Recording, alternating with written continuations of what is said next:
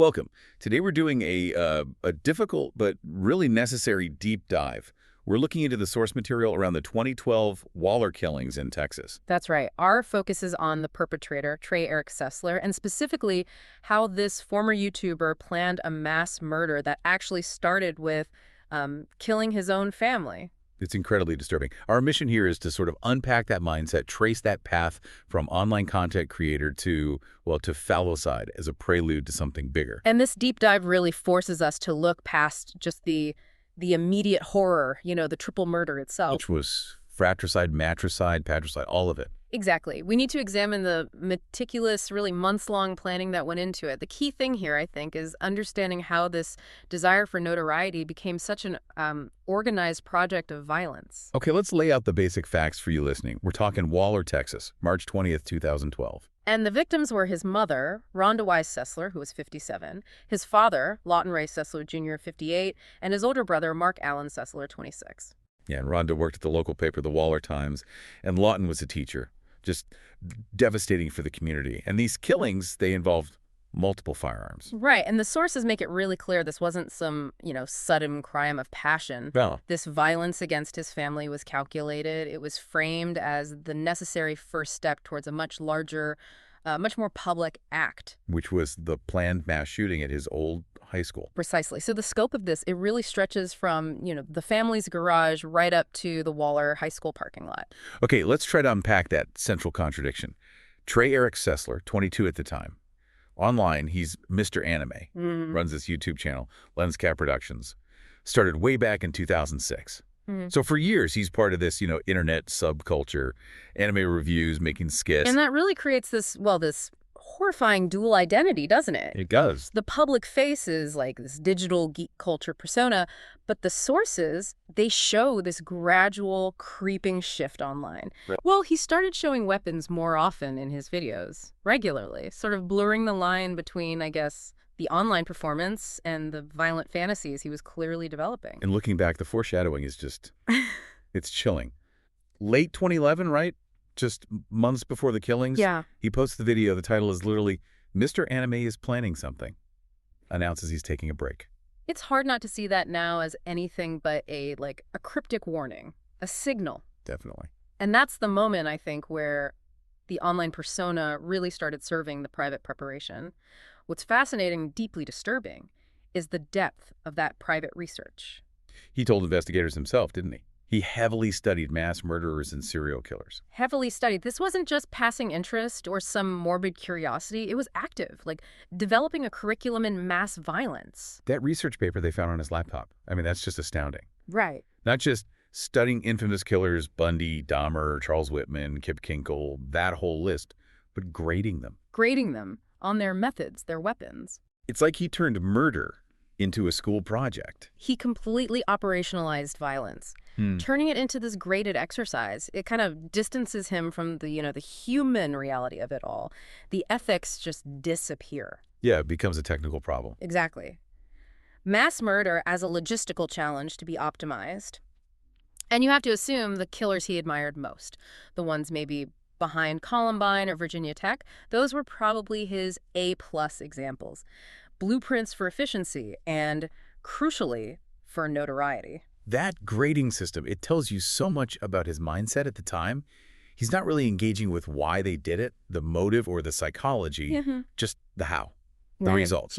Purely tactical. And this connects directly to what investigators described, right? That pattern of escalation. They called him a classic example of a killer who starts with small crimes and builds up to the unthinkable. Absolutely. And those weren't just thoughts. The escalating acts. Yeah. He admitted killing animals. Right. And driving around late at night, shooting near schools. That was his field work, essentially. Testing his grading criteria in the real world. Yeah, validating the methods he thought were best before the main event. It moves from theory to practice.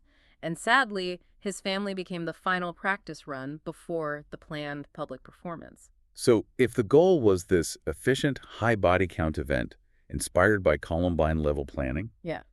how do the weapons used on the family fit in? You said it started differently. Well, that's where it gets interesting. The ultimate plan, the school shooting, involved an AR-15 style rifle, a carbine rifle, serious firepower. Okay. But the sources clearly state the family murders began with a .22 rifle. Close range. Much smaller caliber. more intimate almost. Exactly. That choice of weapon, the close proximity, it suggests maybe a different kind of calculation for that stage. Control, perhaps? Or maybe a level of personal commitment that the abstract big plan hadn't required yet. Let's walk through the timeline of that day, March 20th, 2012. But first, it's worth noting the sources say gunshots were actually reported the day before, March 19th. That's right. Police checked it out, found nothing, but it shows he was right on the edge, teetering. Okay, so the next day, before 1 p.m., the violence starts. And it starts with a planned ambush disguised as something mundane. His mother, Rhonda, takes him to the garage, wants to show him a dent in her car. And he uses that moment. That exact moment, shoots her 4 times with the .22 rifle, point blank. Just horrific. And then the violence progresses through the house. Methodically.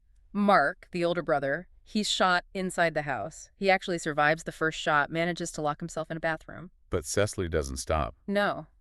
He breaks down the door, executes him with a pistol, a different gun again. Then the father, Lawton, awakened by the shots. Seems so. He was shot twice. And then, after they're all down, he goes back through. That's when the heavier weapon, the AR-15 style rifle, comes out, almost like a cleanup phase. To ensure it's done. He moved through the house again, firing more shots into his mother at least twice, shot his brother again, once in the head, and delivered a final shot to his father.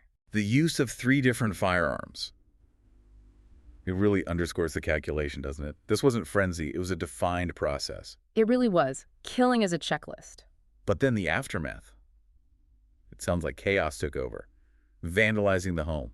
Killing the pets. Yeah, every single family pet was killed. And then writing those notes.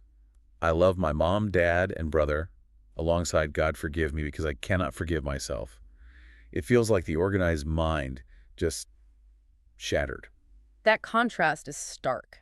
The police chief described the scene as a war zone. It suggests that all the planning, all the grading, it maybe stopped working the second the reality of the violence hit him. The emotional reality fractured the composure. Leading to that destructive outburst, the vandalism, those totally contradictory messages. Okay, so this brings us to the moment the grand plan was supposed to kick off.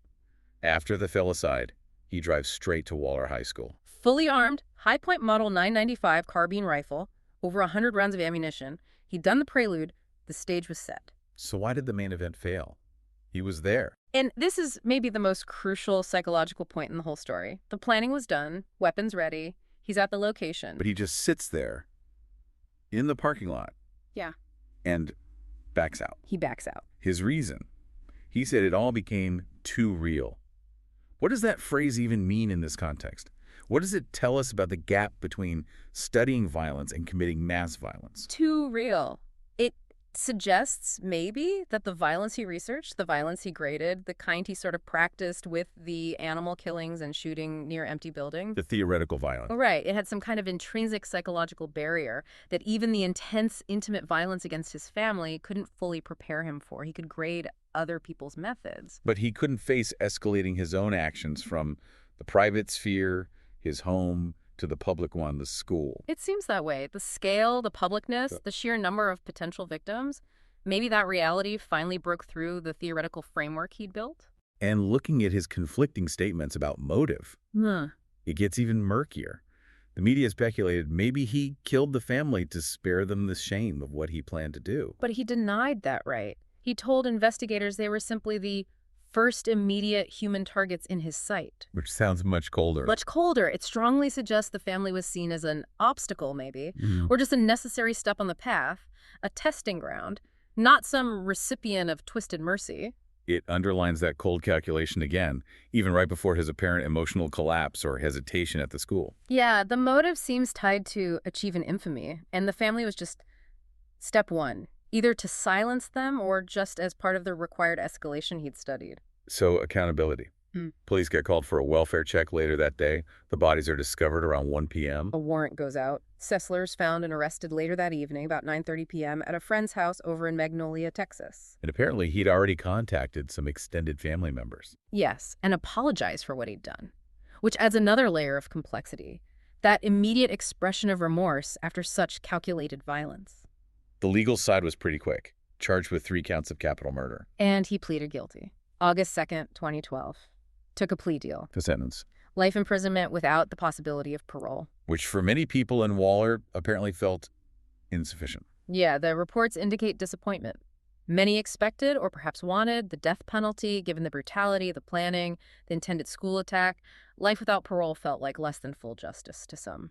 So if we pull this all together for you listening, Mm-hmm. we see this trajectory from, a YouTube guy, Mr. Anime, to this obsessive researcher of death, Mm-hmm. culminating in a meticulously planned and tragically successful familicide. Mm. But the whole narrative pivots on that moment of hesitation. That pause in the parking lot. The point where the theory of mass violence collided with the psychological reality of actually doing it on that scale, and the project just stopped. Exactly. We have the evidence right.